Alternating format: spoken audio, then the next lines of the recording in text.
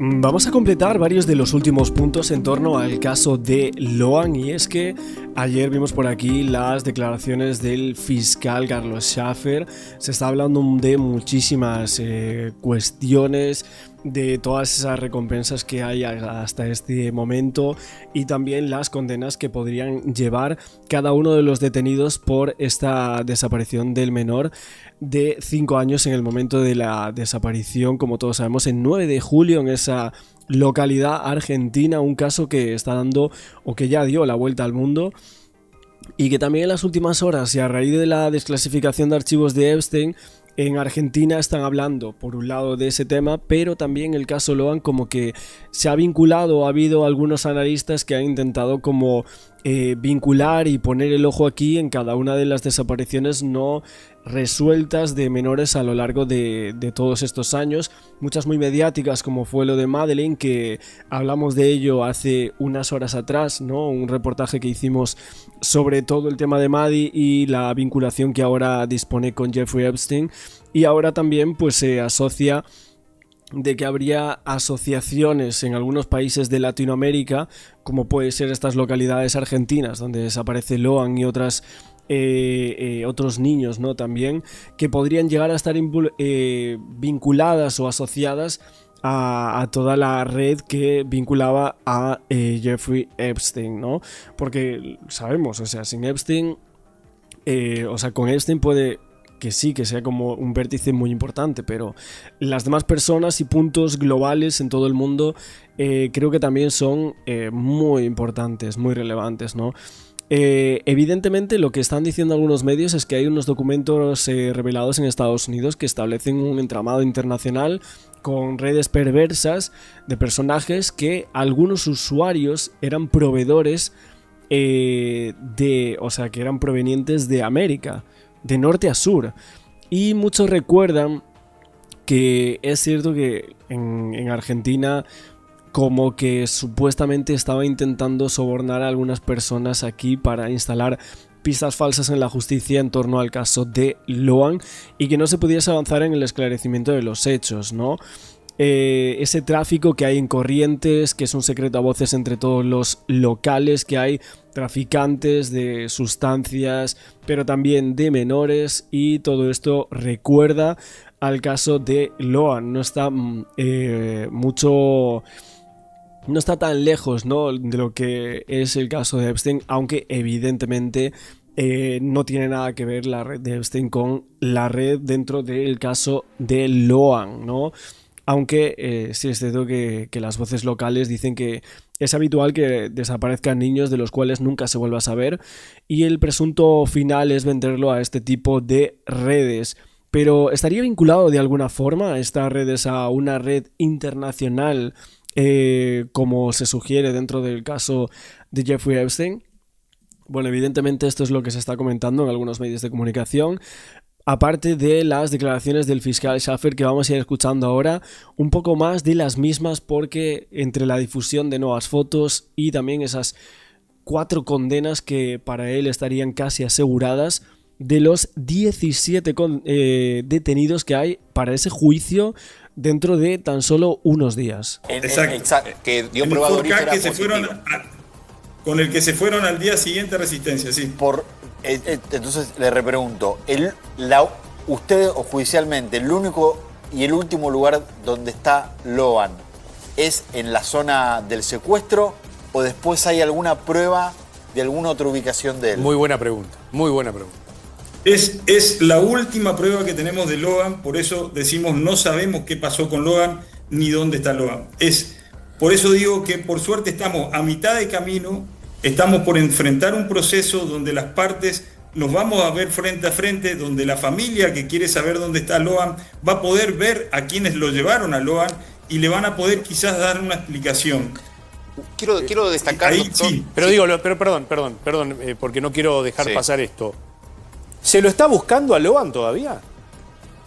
Claramente se lo está buscando, la instrucción la tiene la jueza Poser Penso y también la tiene el fiscal de Guzmán y la protesta. Todos están interviniendo en este momento obviamente que, digamos, se hace un trabajo obviamente más silencioso que en otros momentos, ¿no? Hay un punto muy importante, fiscal, y en esto también lo involucro a usted y a la querella representada en el doctor Alejandro Becchi y todo su equipo, y fue que hace un poco tiempo atrás los padres de Loan estuvieron en los tribunales de Comodoro Pi y por unanimidad de la Sala Tercera de la Cámara Federal de Apelación decidió que el caso Loan, la causa Loan, vamos a calificarla así, es delito permanente. Y se había planteado el non bis in idem, si es que se puede jugar dos veces, porque van a juicio por sustracción ocultamiento, con tres jueces, uno de Formosa, otro de Corrientes, porque hay uno que ya creo que se jubiló, y un tercero que es un juez patagónico, es decir, se suma un juez también de la Patagonia, que va a estar en este tribunal ante los testigos y ante los imputados. Pero puntualmente, ¿no? En el marco de esta investigación, hacia adelante, cuando llegue el momento del juicio, quería preguntarle a usted, ¿los imputados van a estar todos presentes ahí en la sala o se va a realizar con una dinámica distinta, fiscal?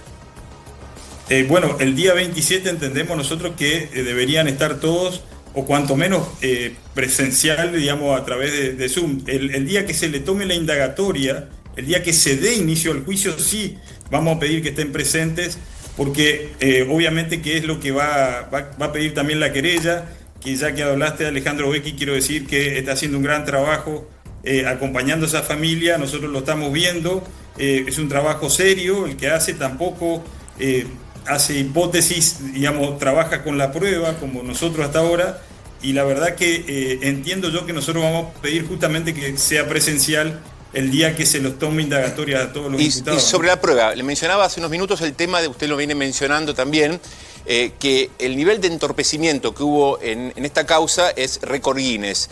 ¿Cómo podría desarrollarlo? ¿Qué evidencia tiene? Porque acá involucramos a los que se han calificado como falsos Dupuy, los autopercibidos, que es esta gente que se presentaba ante la justicia, ante la policía, ante la prefectura que estaba brindando guardia ahí en ese hotel y ante los periodistas, como que ellos brindaban asistencia psicológica, asistencia jurídica y demás.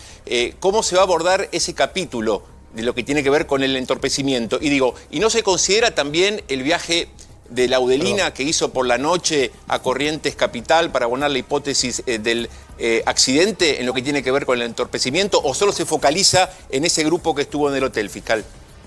Bueno, vamos a escuchar ahora al fiscal hablando de todo esto. Creo que la parte de Laudelina es importante y de hecho he visto varios artículos en las últimas horas en Argentina que estaban hablando sobre esto, estaban como, aparte de sacándolo de Epstein, volviendo y retrotrayéndonos al caso de Loan, diciendo que todo el mundo conocía a Argentina, que era una de las grandes cajas recaudatorias ilegales para la política. Esto dice un periodista allí, diciendo que la administran policías locales en cada provincia que cobran sobornos supuestamente a traficantes de sustancias, administradores del juego clandestino, tratantes, actividades que generan miles de millones que se reparten y que engordan los bolsillos de políticos corruptos en lo largo de estos países. Y que nadie piensa que sean las autoridades políticas las que ordenan algún rapto de tal o cual niño. Lo que sí todos conjeturan es que las máximas autoridades policiales y políticas elevan parte del botín hacia los estamentos más altos de la política, y de ahí el interés de algunas personas que estaban en el cargo en que la investigación de la desaparición de Loan Danilo Peña quedara en la nada. Esto lo vimos, o sea, realmente parecía que los políticos querían que la investigación quedase en la absoluta nada, que no se investigase nada más, que quedase como un accidente, y pusieron todo el foco, todos los esfuerzos en dinamitar la investigación y que no se supiese nada más de dónde estaba el menor, ni su ubicación, ni absolutamente nada, como os estamos comentando. Y esto es una de las cosas que sacaban por aquí en varios artículos, hablando del gobernador Valdés y de otras personas como el senador Diego Pellegrini, que están en este caso, ¿no? que los conocemos también a raíz de este tema. No, a ver, yo claramente siempre aclaro una situación. Cuando nosotros vamos a un juicio, lo que tenemos experiencia en un juicio, sabemos que a veces los juicios derivan en otras causas. Nos ha pasado en causas del juez Soto Dávila, por ejemplo, hoy tenemos, este año vamos a tener otro juicio que derivó de otro juicio. Es decir, claro, esa situación a la que vos haces referencia de contemplar qué pasó, digamos, lo de Laudelina, lo de la noche, nosotros lo vamos a evaluar durante el juicio y en los alegatos diremos qué es lo que nosotros entendemos que ocurrió con ese tema. Obviamente que no lo dejamos de tener en cuenta, nos parece muy importante la actuación de Laudelina, porque en su momento dijo una cosa, parecía el relato parecía creíble y después se desdijo. Obviamente que eso también entorpeció. Pero yo no me quiero olvidar, porque cuando vos decís récord Guinness, lamentablemente, por eso digo, usaron el lugar y no hospitó la forma que lo hicieron, pero aparece un comisario, o sea, no es una cuestión menor. A ver, el investigador. Doctor, me gustaría que nos explique paulatinamente, bien lentamente, para que nuestra audiencia entienda, qué arroja las pericias de los celulares. Claro. ¿Qué arrojan los celulares de cada una de las personas que estaban alrededor de la escena cero, de la zona cero? Sí, más que nada, no las conversaciones, no tanto las conversaciones, porque no las tenemos, no hay casi intercambio de mensajes, pero sí lo que tenemos son, primero, las ubicaciones de los celulares, que eso los tiene detenido a varios, por ejemplo, en el caso de Benítez, en el caso de Ramírez, el llamado telefónico que le hace Benítez a Laudelina en el momento que supuestamente el menor estaba regresando al lugar donde estaban comiendo, es decir, a la casa de la Ese abuela. llamado es clave. Claro. Ese llamado es clave. Sí. Ese llamado es clave. A ver, vamos a repetirlo. Es un llamado de Benítez a su mujer. Claro. A Laudelina. Sí, sí. Y yo hacía pie también, habiendo leído también el registro de comunicaciones, Perfecto, Mariano. a una comunicación entre las hermanas, las hijas de Laudelina, aquella noche cuando estaban todos, tengo entendido, en la comisaría, donde una le dice a la otra, van a terminar todos presos. Y se borra un mensaje cuando le preguntan, ¿pero por qué? Una situación así, no recuerdo, pasaron 2 años. Esto, fiscal, es fundamental para hablar del tema del encubrimiento. Sí, ahí prácticamente yo te diría que hay una situación cuando ellos empiezan a comunicar ese llamado que hace Benítez, no quiero equivocarme, creo que eran 9 minutos. Benítez dice que le llama a Laudelina solamente para decirle, porque no tenemos la escucha, no estaban intervenidos los teléfonos, pero esa duración de 9 minutos, según Benítez, dice que él solo le pregunta, no sabe si Loan regresó o algo así, en esos términos, y se terminó la conversación. Lo cierto es que el llamado dura 9 minutos, es decir, no cortó el teléfono ni Laudelina, ni cortó el teléfono Benítez en ese momento. Claro. Y Laudelina era la única persona que estaba al lado de Pérez y Callaba cuando estos salen en la camioneta supuestamente a ver el partido de fútbol.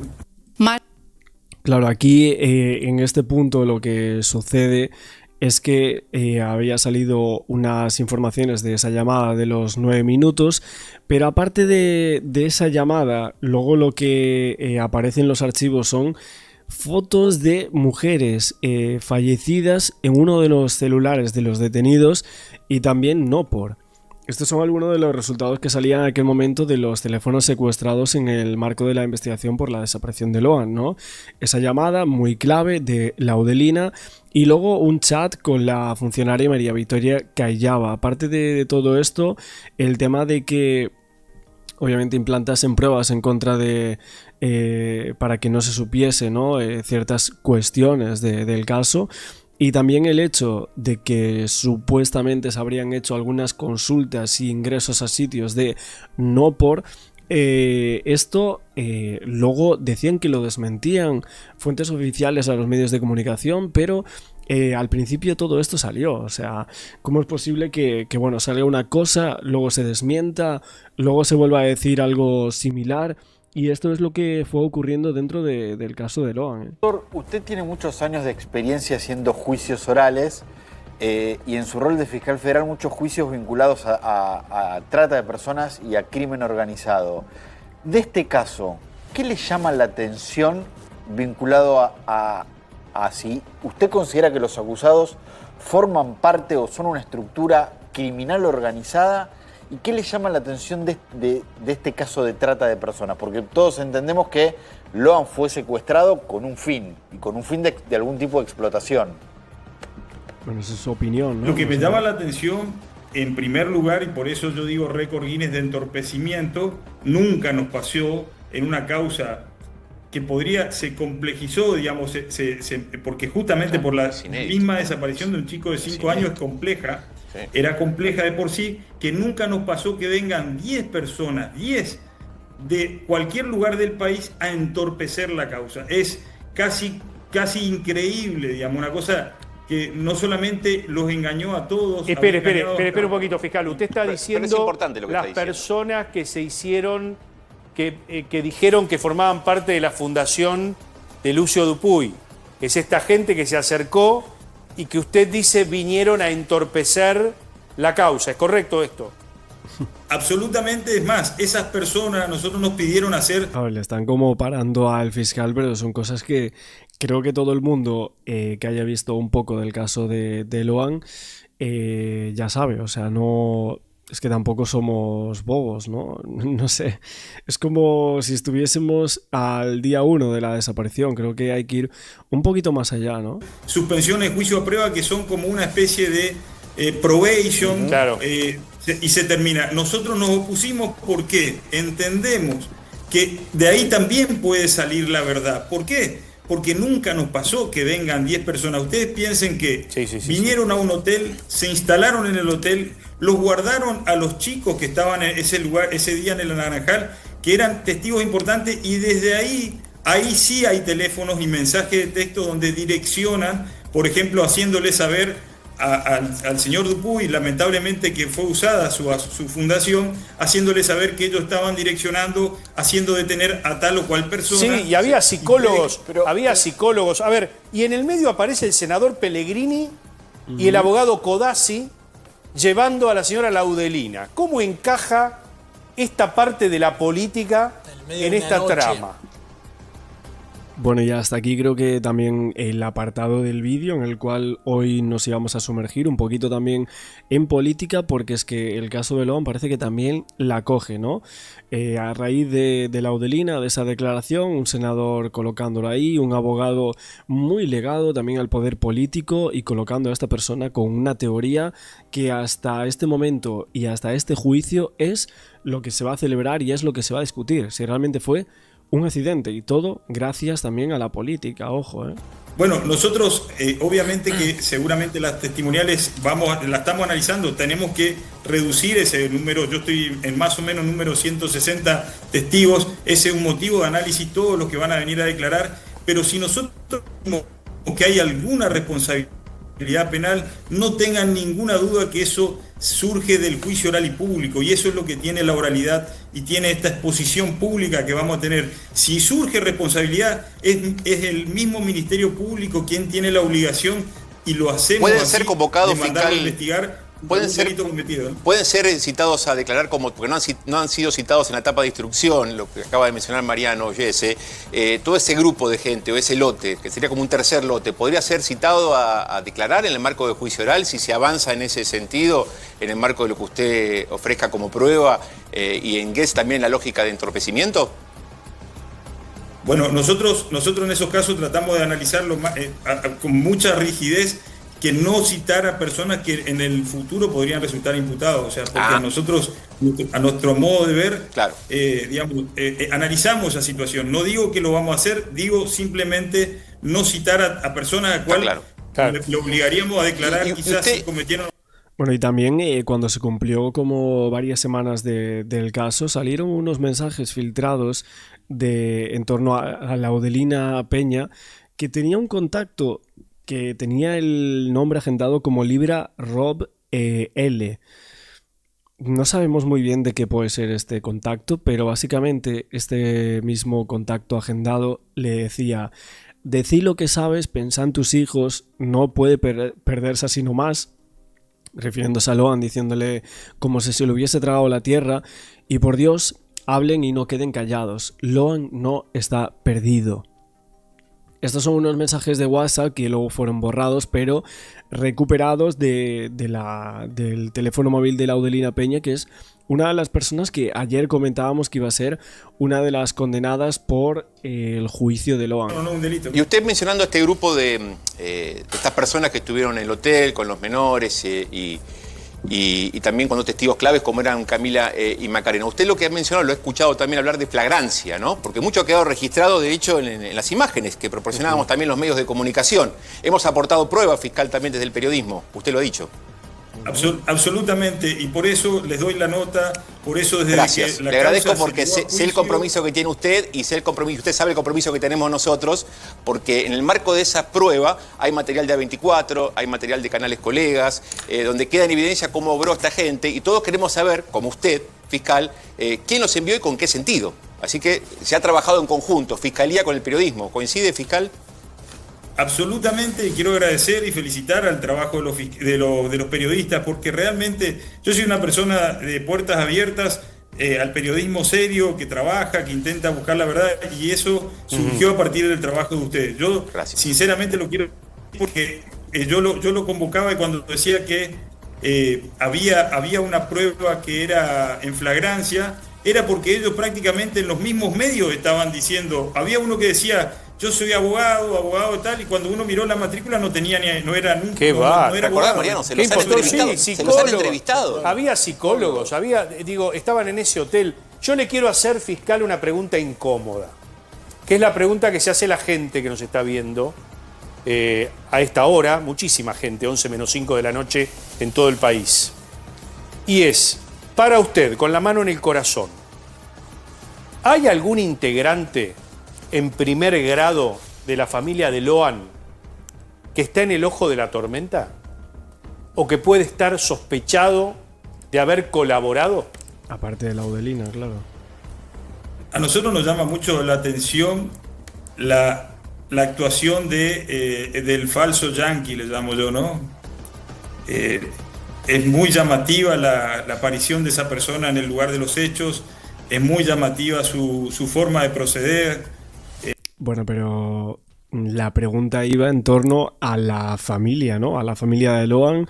Suponemos que al padre, a la madre, a los hermanos, a sus tíos, a sus primos, ¿no? A toda esa familia Peña Noguera, si realmente podía haber alguien en el ojo del huracán, porque aparte de las sospechas de que esto era una red muy grande y que no solo es Loan, sino que eran más niños, y es por eso que el caso se hace tan mediático, porque de fondo se sabe que hay algo más, y por eso, bueno, empecé mencionando a Epstein, porque era un poco similar en algunas cuestiones, ¿no? Por poner ese ejemplo también de lo que se está hablando de otros casos de desaparición en el mundo que firmaron de esta manera, y que obviamente ese juicio que va a comenzar dentro de unas semanas, ojalá se pudiera poner el foco en alguna de estas cuestiones que muchos de vosotros ya me estáis empezando a comentar, ¿no? En cada uno de nuestros vídeos, pero es cierto que aquí esquiva un poco la pregunta, ¿no? El fiscal no quiere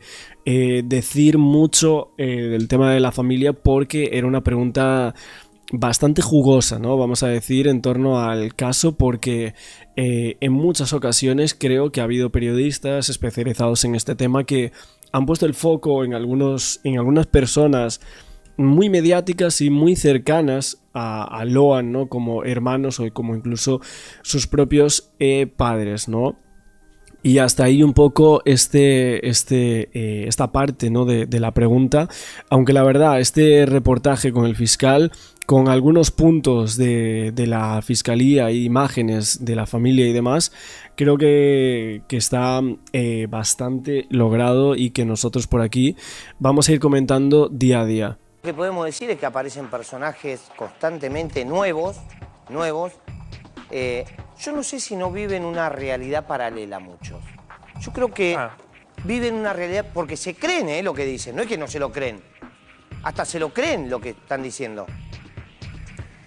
Y por afuera te vas enterando personajes que vos no sabés si te están cargando. ¿Tiene derecho a mentir tanto, Gallego? Pues si fuese gallego nada cosas más, que no... si fuese gallego nada más, bueno, es uno. Son un montón. Pero uno puede entender que los abogados defensores mientan, ¿no? Digo, en el expediente, que entiendo que siempre y cuando sea para favorecerse o por lo menos para no perjudicarse a sí mismo, todo defendido puede no decir la verdad. Claro. Ahora, un abogado que tiene que presentar pruebas, ¿Pero las tiene en la casa? las tiene en la casa. Las tiene en la casa. Lo que me quedó esta nariz. ¿Qué dijo en concreto el doctor Juan Pablo Gallego? Si tenemos el corte lo ponemos y si no lo contamos nosotros. Dijo que hay una pericia Sí. psicológica sobre Carlos Pérez que demuestra su debilidad por los menores. De este hombre que está viendo en pantalla, el ex capitán de navío, uno de los principales sospechados, acusados de haberse llevado a Loan. ¿Qué dijo Gallego la semana pasada en Poco Correctos, programa de Canal 13? Hay una pericia psicológica, dando a entender que era reciente, ¿no? Sí. Que demuestra que este hombre tiene hay que ser cuidadoso con las palabras, una debilidad. Está bien, pero ¿dónde está la pericia? Hay antecedentes que lo ligan a menores. ¿Dónde está la de edad. pericia? Bueno, esa tarea hicimos hoy muy temprano. Hemos hablado con una infinidad de fuentes ligadas a la causa, a la investigación, que tienen acceso al expediente. Y entre ellos hemos hablado con el doctor González, Tito González, un abogado muy reconocido, que es el abogado de Carlos Pérez. Digo, mejor fuente que esa no hay, Che, ¿no? se está cayendo cosas Sí, acá está arriba nevando, está Sí, nevando. fíjate. Sí, la nieve negra existe, Sí. ¿no? Sí, nieve negra. Bueno. Eso. Y nos dijo, hablamos con él y nos dice, la verdad Sí. que ustedes tienen la bola de cristal porque, claro, no era información nuestra, me dice, Nahuel, Carlos, Lucía, Sí. vos, Diego, me dice, tienen la bola de cristal porque ni yo tengo acceso a esa pericia que lógicamente no existe, la pericia psicológica reciente sobre Carlos Pérez y menos que demuestre que haya quedado demostrado y no haya ningún lugar a dudas que tiene alguna debilidad o antecedentes ligados a menores. Sí, lo que hay son algunas búsquedas en su teléfono celular, por ejemplo, en su historial de teléfono, que ha visitado sitios pornográficos la misma noche del día en que desapareció Loan. Eso sí hay. De menores A no ver, hay yo- nada por ahora, doctor, salvo que usted esté imaginando elementos que no hay, Es que me o que parece- tenga más elementos que la jueza, ¿no? Y los tenga guardados en su casa. A mí lo que me parece grave es hablar livianamente de algo. Vuelvo a repetir. Pérez ni siquiera es no es santo de mi devoción, pero de hecho no lo conozco y la verdad que tengo una muy mala mirada para con él. Por una cuestión de, por ejemplo, cuando se esté buscando a una criatura, vos estás mirando porno, ya sos un ser que no empatizo. De ahí a que yo pueda decir, tengo material de, ayúdenme, abuso sexual infantil, Sí. ¿sí? Sí. Corrupción de menores. Es otra cosa. Que si está, debe pagarlo, no hay discusión sobre eso. Pero no podés estar diciendo todo eso si no tenés una prueba. Yo quiero creer, y ahora le vamos a preguntar al abogado, si lo que dice Gallego existe en el expediente. Bien, a la fuente. Y sí.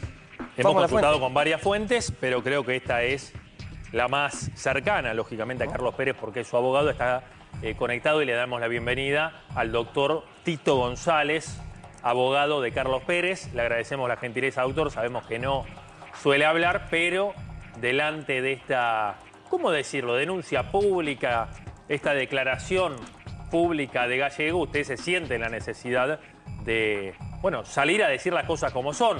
Entiendo que hay pruebas en contra de su cliente, pero hay que ser nobles con la información y decir que efectivamente esta pericia psicológica que demuestra que Carlos Pérez tiene antecedentes o tiene cierta debilidad por los menores, lejos está de ser real. ¿Cómo le va, doctor? Diego Esteves, Nahuel Suárez, Carlos Estreno y Lucía Baldi por Alerta 24/7. Hola, ¿qué tal? Muy buenas tardes, Diego, Nahuel, el equipo completo y la audiencia en general. Gracias. Bien, ¿es cierto lo que dice Gallego? ¿Hay una pericia psicológica que demuestra que su cliente tiene una debilidad por los menores? Mire, como se lo dije hoy a la mañana, Diego, usted tiene la bola de cristal porque yo todavía no vi ni siquiera una orden para que se realice un tipo de pericia psicológica orientada a determinar si tiene algún tipo de afección o inclinación hacia los menores, el señor Carlos Guido Pérez. ¿Es un No es así. pedófilo su cliente? No, para nada, para nada, para nada, para nada. Para nada, es totalmente erróneo lo que está diciendo el doctor Gallego, quien yo respeto, no tuve el gusto de poder charlar, pero como también lo dijo Nahuel, me pareció escucharlo hablar con tanta soltura respecto a algo que no se puede probar, por lo menos en esta instancia, debe ser mirado con lupa y tomado con pinzas. ¿Le hicieron alguna pericia a su cliente dentro del expediente, en las primeras horas, al momento de encarcelarlo? Sí, por supuesto, esas son pericias de rutina que se hacen apenas ingresa una persona a un establecimiento penitenciario. Si está hablando de una nueva pericia que ya tiene un resultado, la verdad, ni Carlos Guido Pérez mismo sabe que existe esa pericia. En el último tiempo no se realizó ninguna otra. Y usted como abogado, doctor, tendría que estar anoticiado. Por supuesto, por lo menos respecto a una orden de que se va a realizar una pericia de ese tipo. Y no existe eso que dice Gabriel, una pericia. Y bueno, y categoriza a Pérez dentro de esta idea o posibilidad de tratarse de una persona con un perfil de pedófilo, no existe. ¿Y qué dice la pericia que le realizaron previamente al momento, digamos, de evaluarlo psicológicamente para que estuviera detenido? No imagino que el mismo servicio penitenciario, ¿no?, ordena este tipo de pericias para perfilarlo a él como recluso. Claro, por supuesto, esto para determinar si la persona padece alguna, digamos, psicopatía o algún rasgo psicopático que no lo tiene, si es violento, si es agresivo, si tiene problemas de convivencia con otras personas, y no. Carlos Guido Pérez es una persona como usted, como yo, como cualquier otra. ¿Y por qué, doctor Carlos Estrione, por qué cree usted que el doctor Gallego hace correr estas versiones? ¿Qué tal? ¿Cómo le va, Estrione? Un gusto. Bueno, mire, le voy a comentar una frase que la escuché y creo que es la más acertada, donde todos somos impunes al hablar del otro e inmunes cuando el otro nos habla. ¿Qué quiero decir con esto? El hablar por hablar no nos va a llevar a nada. No tenemos pruebas y Gallego mismo lo sabe. No existen evidencias y por lo tanto apunta contra cualquiera, no solamente contra Carlos, ya lo apuntó y apuntó en reiteradas oportunidades contra Ramírez y Yapia Benítez. Sí. Pero por eso le pregunto, Tito, disculpe que insista, ¿con qué fin? Y ausencia de pruebas, se están quedando sin tiempo, justamente tienen que resolver la situación procesal, no quieren que ninguna persona que se encuentre imputada o investigada quede liberada de cualquier tipo de investigación. Y bueno, cada uno cumple con su rol, pero para cumplir con el rol, primero hay que cumplirlo dentro del margen de la ley y segundo, por lo menos en esta etapa y dependiendo, obviamente, cada rol que tenga uno, defensor, abogado, querellante, etcétera, bueno, cumplir en base a las herramientas o elementos que tienen. En este caso, como no existen elementos probatorios suficientes para poder afirmar que existe, bueno, por lo menos en Carlos Guido Pérez, algún tipo de perfil orientado a la pedofilia, que no existe. Claro. Doctor, Lucía lo saluda, ¿cómo está? En la nota que le hizo Guillermo Andino a Gallego, comentaban esto de que Cayaba y Pérez eran intocables, ¿no? Que no se habían hecho pericias en la parte de atrás de su casa, en la laguna, en los terrenos. ¿Eso es cierto? ¿Qué tal? Buenas tardes. Buenas tardes. No son intocables, son personas de un pueblo, al igual que cualquiera otra. Son personas comunes y corrientes, no son intocables, no tienen ningún tipo de beneficio político, económico, de ninguna forma. Se hicieron todas las pericias que debían realizarse. Quiero hacer una aclaración porque hizo mención a una laguna. Esa laguna no está dentro de ninguna de las propiedades de Carlos Guido Pérez o María Victoria, que únicamente son dos, la casa y un campito de 4 hectáreas. No son miles de hectáreas, son 4 hectáreas. Únicamente esas son las dos propiedades que tienen y se realizaron todas las pericias habidas y por haber dentro de ambos inmuebles. Es interesante Sí, claro. poner, todas las informaciones que hemos dado desde hace más de 5 meses, ¿no? Sí, también, con perdón, el doctor González. Lo que había dicho Gallego la semana pasada, ¿no? Esto de que no había sido investigado por completo el terreno de Cayaba y de Pérez, que es lo que está desmintiendo el doctor ahora. Claro, ya quiero llegar al punto que ellos en ese terreno no tienen ninguna laguna. Es un campo, digamos, como lo dicen acá, pelado, no tiene nada. Tiene Claro. un cercado y una casa que también se peritó, una casita, una casilla. Está bien, y en un momento dicen que en una de esas casillas o en uno de esos lugares había restos de cal y no fue allanado ese lugar. ¿Eso es cierto, no es cierto? No, disculpa, te interrumpa, no es cierto, eso son en inmediaciones. Se encontraron restos de cal y velas cerca de una laguna que estaba cerca del campo de María Victoria, que ni siquiera, digamos, no tiene título de propiedad, está en trámite. No es que tampoco tienen miles y millones de hectáreas ni miles de propiedades, son pocas, 2 únicamente. ¿Y qué es lo que te dice tu asistido o tu ahijado procesal con respecto a las pruebas de olor, con respecto a la camioneta, al auto? ¿Qué es lo que te dice? Hay muchas cosas para tratar. Más que nada, al igual que cualquier otra persona que lo escuchó a Carlos, surge la incógnita de por qué tenía miedo de que le planten pruebas, porque cualquier persona normal no tendría esa idea en la cabeza de que por qué me están por introducir pruebas. En sí, todo surge a partir de declaraciones periodísticas de otras personas de la localidad que apuntaban hacia ellos, que no decían directamente tienen cosas en la camioneta, sino que realizaron cosas con las camionetas, a modo de ejemplo, de que se habían ido en la camioneta corriente y después que no, que habían lavado la camioneta y después que no, que la tenían escondida, que no la tenían escondida. Entonces todas estas versiones que se hacían públicas por la autoridad de la causa y la envergadura en sí de la causa mediática, obviamente generaba cierto miedo. Y en base a ese miedo surge esta preocupación de la posibilidad de que lleguen a hacer algo. ¿Y por qué crees, por ejemplo, también que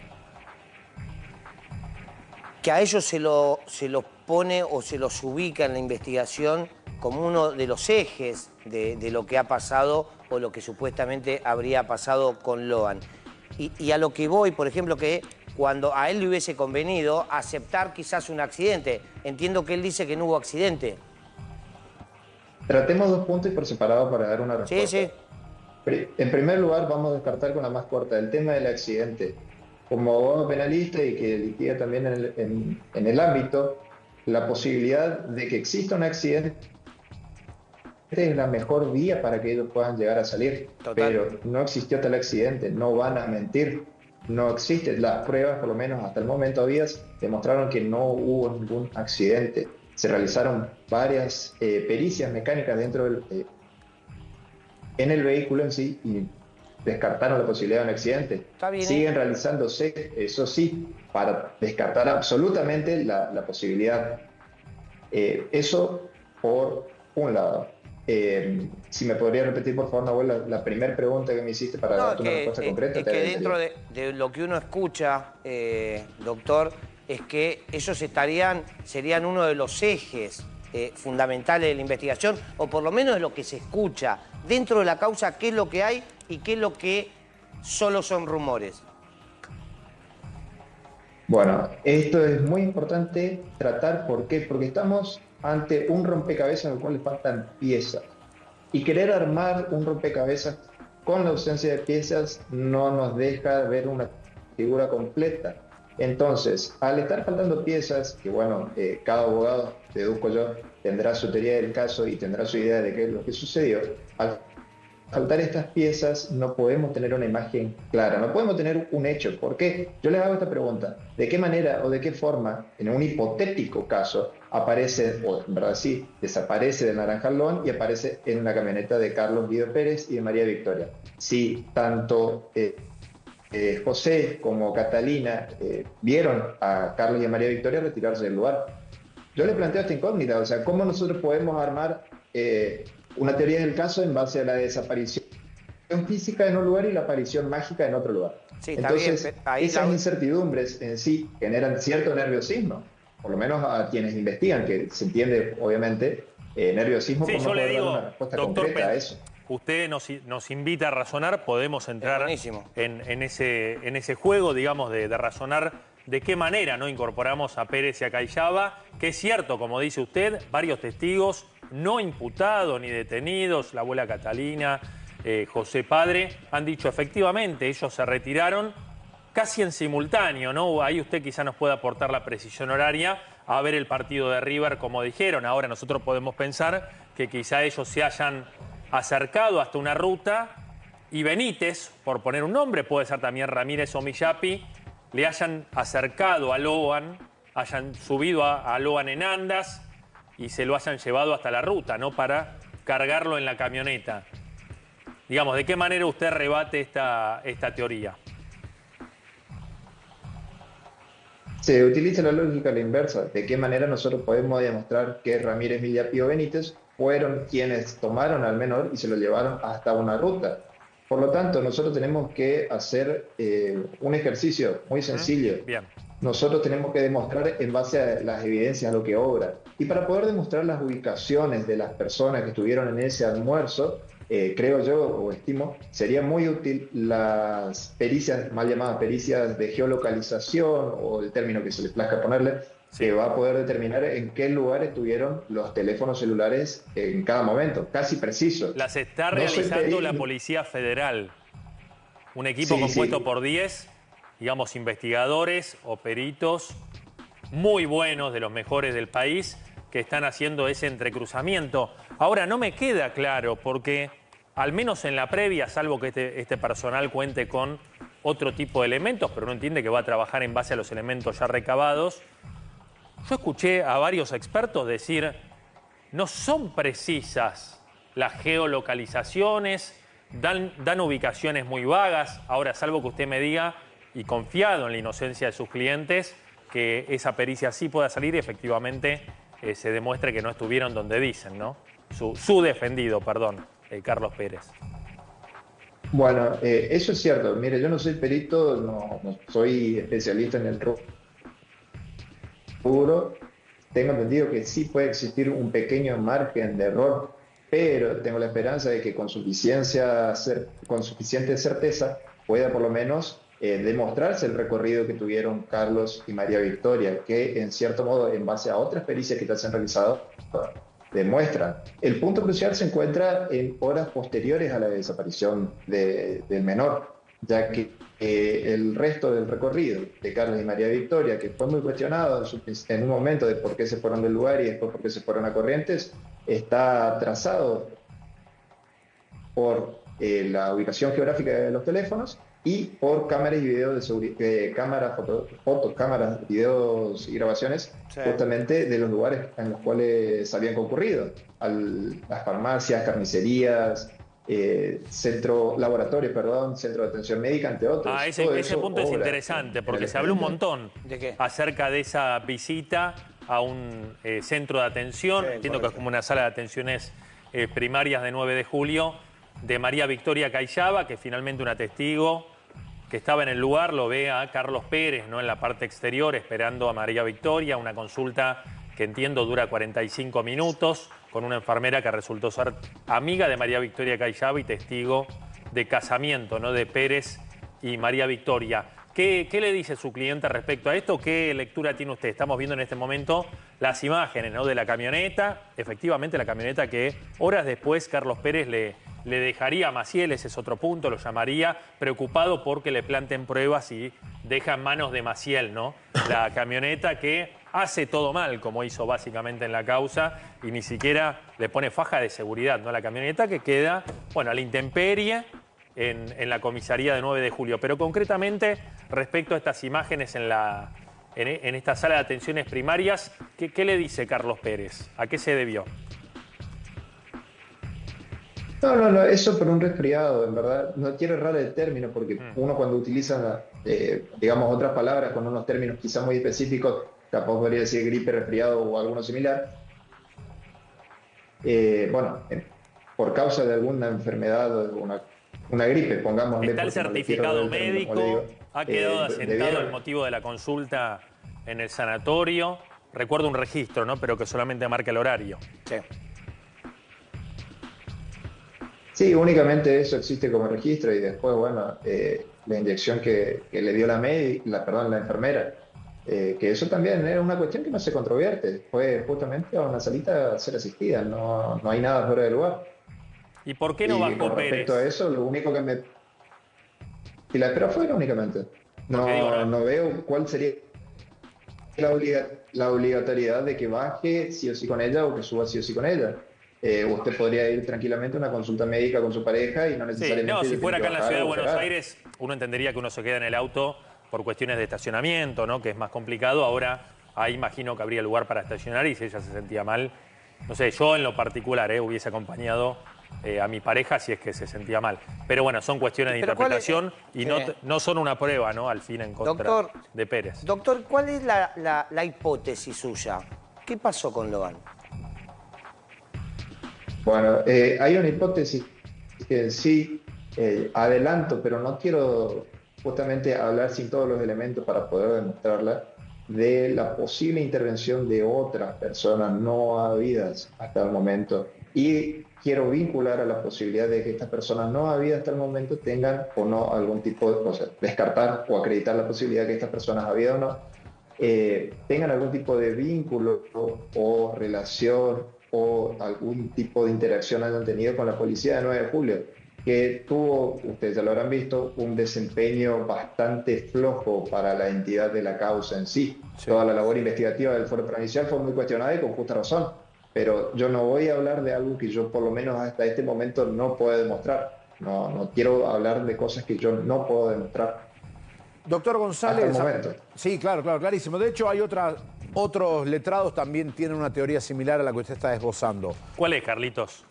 Digo, pasémosla en limpio porque el doctor quiere ser gente tomarse de su que no recaudo. está detenida todavía, que en realidad tiene responsabilidad en la desaparición de Loan. Se basaría, Carlos, en la modulación. Loan apareció asustado, pero con vida. Sí, no lo diga usted, doctor, si no se entiendo, digamos, porque también lo que le pedimos a Gallego, que es ser riguroso con la causa, se lo vamos a pedir Lo que también a pasa usted. que Pero esa es una teoría. Digo, para desarrollar, no sé si el doctor, si no es así, doctor, pónganos un freno, pero había una teoría del caso que refería a que la propia policía, pero en el marco de un secuestro era esa versión, que en el marco de un efectivo secuestro de Loan, en algún momento interviene la policía.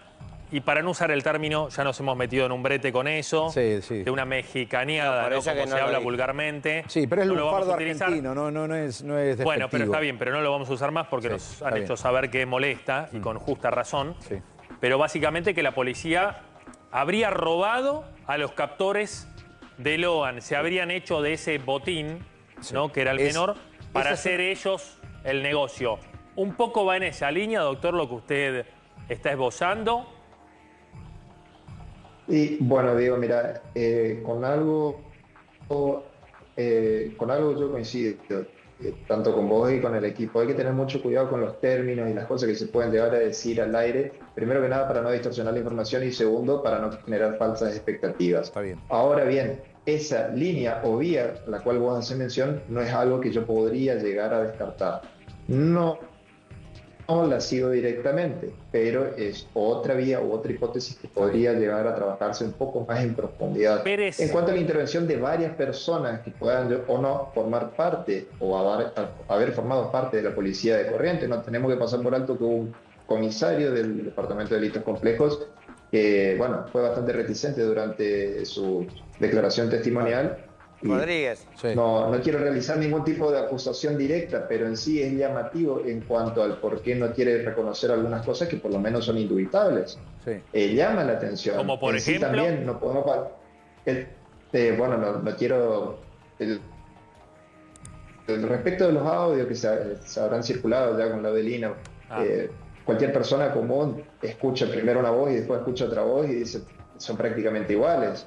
No hay forma de decir, por lo menos el común de la gente, yo me incluyo dentro del común de la gente porque no me considero un experto, por lo menos en la distinción de voces. Tampoco sé si pueden o no adulterar o utilizar algún tipo de inteligencia artificial, pero por lo menos en principio parecería que son las mismas personas. ¿Y por qué no reconocería si no está haciendo nada fuera de lugar? Está llevando adelante un interrogatorio para saber qué sucedió con el niño o por qué la Adelina había ido a Corrientes.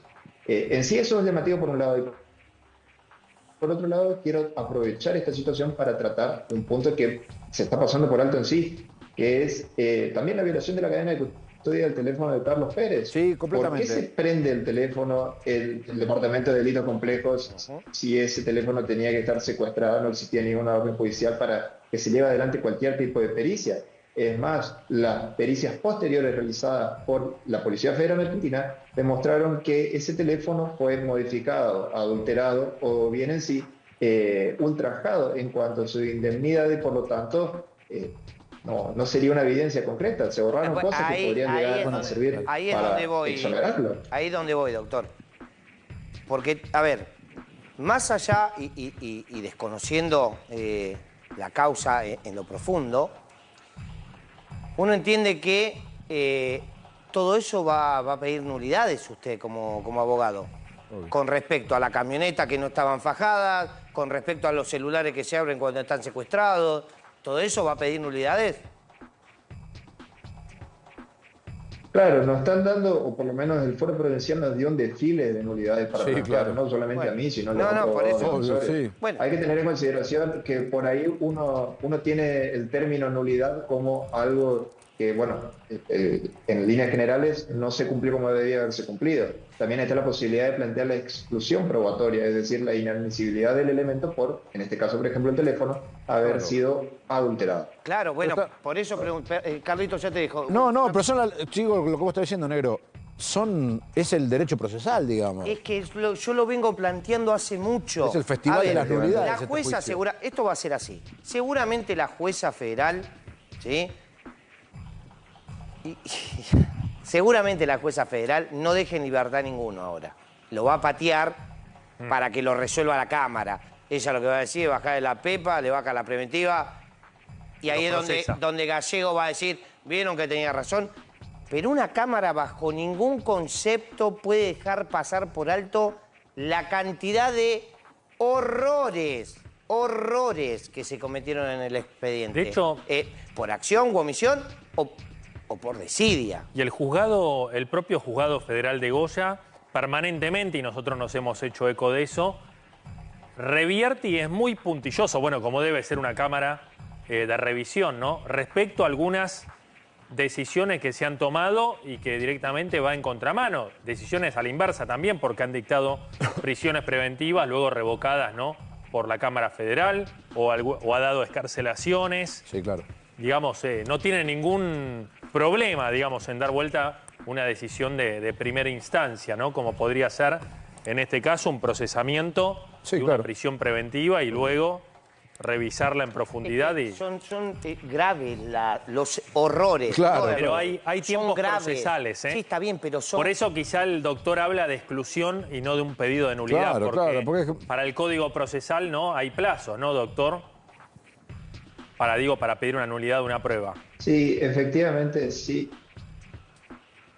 Claro, por cuestiones terminológicas que a mí no me corresponde estar dando clases, yo no soy quien para decir yo sé más o yo sé menos, cuestiones finitas en cuanto a términos, sí existen momentos para plantear una nulidad, sí existen momentos para plantear la inadmisibilidad de alguna evidencia, por ejemplo. Quiero aprovechar también para tratar la cuestión de reconocerle el trabajo que fue muchas veces criticado a la doctora Poser Penso y a los fiscales y entre otros los investigadores en sí, que están teniendo, son muy puntillosos, como me pareció escuchar a Nahuel decir, que son muy puntillosos, están realizando todas las cosas que no se hicieron bien dentro del Poder Provincial, lo están realizando de la mejor manera posible. Por lo menos, analizándolo bajo la lupa, no nos dan margen a hacer mucho planteo, por eso hasta el momento no hubo ningún planteo interesante de ninguno de los abogados. Respecto a las diligencias realizadas en el Foro Federal, no solamente estoy yo, hay otros abogados de renombre que son profesionales a los cuales respeto y admiro, y todavía ninguno lo ha planteado nada. Ahora, la pericia odorífica, la pericia de los perros.